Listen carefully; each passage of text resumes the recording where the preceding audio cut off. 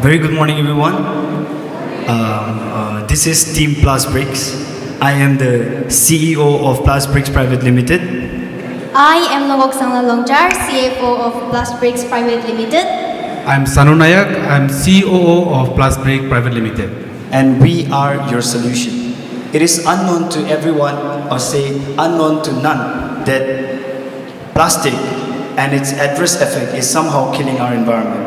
And we are selling you the solution to your problem, which is Plus Bricks. Plus Bricks are bricks made out of plastic and sand composition. As you can see in the graph given there, 20% is made of plastic and the rest 80% is used as sundry dust or the scrap that we have collected through the environment. This is not something new that we came up with. We don't claim any trademark or copyright to it. This practice has been doing it since 2019, started in Nigeria. Now we have one company in India known as Rhino Machines, which has been dealing in Plus Bricks. Without wasting any time, let's dive straight into the industry overview. Every year, around $46.09 billion of waste are recycled. So we can see that it's a huge potential market. And let us tell you all that it is not only the international market. Even in Nagaland, Dimapur every day produces 100 metric tons of waste. Kohima produces 70 to 80 metric tons of waste, while Mokokchung produces 1,800 kilograms of waste. 90% of this is not degradable, which means these are plastics, glass, etc.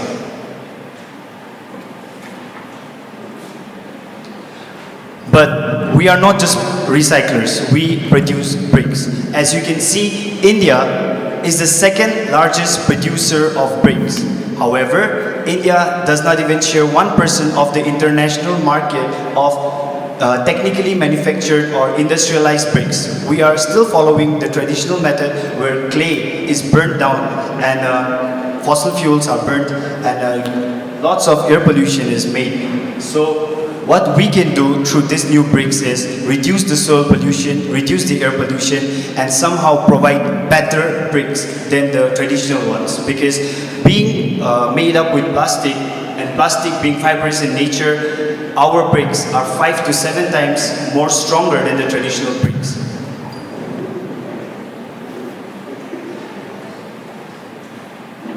Our marketing plans. So we plan not only to advertise our products, but to go for awareness campaigns in schools and colleges, where we'll be educating the students about the adverse effects of plastics and also giving them the solution. From here on, I would like to pass to my COO, who will be explaining you guys about the operating process of our industry. Thank you. So I'll explain how we make the brick.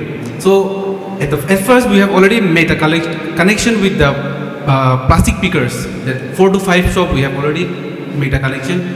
They will bring the plastic to our godown, and from there we'll take them to the cutter machine. And after that we'll mix it with the sand, and then we'll put it to the automatic hydraulic machine, which will press and then make it the shape that the bricks is needed, and then it will go to the next stage. It will go to the shape that will come out, and then we'll send it to the last stage will be to soak it in the cold water.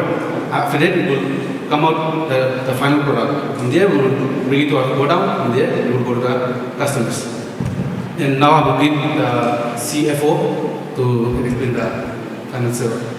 Hello, I'm Nogok Sangla, CFO of Plus Bricks. I would be explaining and highlighting shortly on financial plan.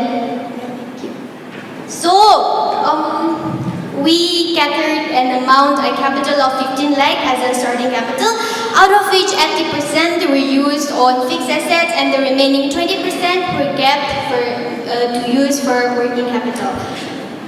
As you may see, you can see the chart here, and there also is we have divided the chart, the table into fixed assets, total cost of production, and income and expenditure, share of profit, etc. So, can I get the previous one? The previous. So on fixed assets, a total of 12,05,000 were spent. In total cost of production, that is manufacturing expenses and administrative expenses, in a month we spent a total of 1,67,504. Next slide, please. Total cost of production, that is per day, per unit, the cost of production per unit was rupees 6.97, and income and expenditure, the income per month, of course there is a per month and per annum, but I will be focusing on per month. The income per month was 3,12,000 and the expenditure per month was 1,67,504, which leaves us with a gross profit of 1,44,496. After tax, we get the net profit of 1,27,156. As you can see, we decided to divide the share of the profit in 33.33%, and the remaining 10% was to be kept for general reserve. So according to our contract mate, this is the share of profit, and in a period of 1 year, we would be covering up the investment that we put upon. So what are the future plans and objectives of this business? Where do you see your company in the next 5 years, Miss? Well, honestly, I think in 5 years' time, I can see our company, our business, in every posters, in different areas. There will be our outlets, and also I feel like there will be different products. Now we just have bricks, but in 5 years' time, we will have other products like tiles and so on, dustbins, cups, vice versa. Okay, thank you everyone. We'll end our presentation here. I hope you guys like it.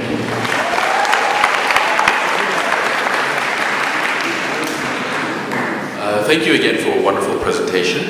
The need to divert waste, especially plastic waste, is a great call for our generation. So very glad that you're taking it on. Thank you, sir.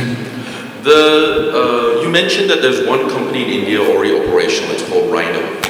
Yes, sir. So with Rhino, what are their biggest challenges? Right now, to be honest, sir, Rhino has a monopoly in the Indian market in this field. However, in the Northeast region, there are no such companies which are doing this. So what we are planning to do is have our monopoly in Nagaland or the Northeast market. Because if we initiate this right now, right here, we'll be the first movers.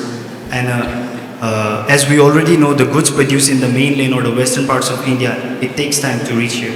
So if we produce our own goods here, use or reuse our own waste here, we will also be saving our environment and also boosting the economy of this land. Thank you.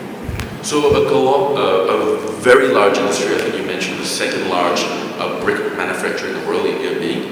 So how are you going to compete with the traditional brick industry, this mammoth?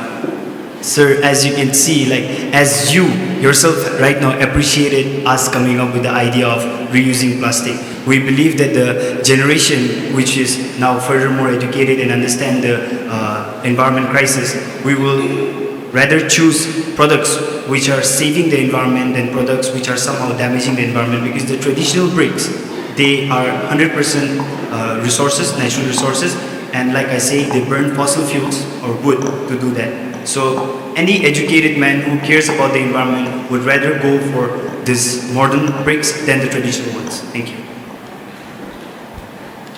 Great presentation, guys. I guess as a follow-up to what Sato was asking about, so what is the difference with the price difference, right? At the end of the day, building a house, we'll have to look at the price only. So when you talk about traditional brick versus the brick that you'll be producing, what's the price difference? That's my first question. And secondly, you said you'll be educating college students, right? I guess people who are building houses are mostly people who are working, so I'm just trying to understand why you're educating college students. The ones who are building houses are somehow building for someone else. the students will be one who are gonna pay for the build. So maybe they will choose these bricks over the traditional ones because it is their house. And secondly, the manufacturing cost of our brick is 6 rupees 97 paisa per piece. While the traditional one is somehow cheaper, but the market price of that brick is 10 rupees to 9 rupees. It fluctuates over the time. We are giving it for 12 rupees. Yes, the prices are 2 rupees higher, but we can still come down to the price of the traditional brick and compete them in their market. Why we kept the prices to 12 rupees was so that we can recover our invested money within a span of 1 year.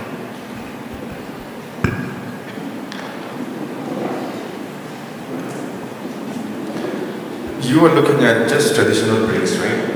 Now, right now in the market, we have the other forms of construction material known as AAC blocks. Do you know that? Okay. Now, your cost comes, your production cost per unit comes up to 6.97, and you are selling it at 12. Is it? Okay. Now, in a place like Nagaland, right? And I'm sure I don't know if you have read the papers. Nagaland had a small journal. Quick last evening. Now people are also a little more conscious on the quality and material in the buildings, right?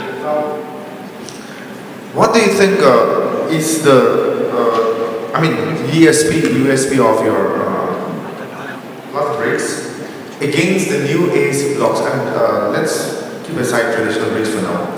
You're talking about lime build material, right? You already have a very fierce competitor known as AAC blocks, right? So what is it going to be your USP against these AAC blocks? Thank you for the question, sir. What our USP against those new generation blocks will be, first of all, like say, their prices will be higher than ours, so we get the price advantage.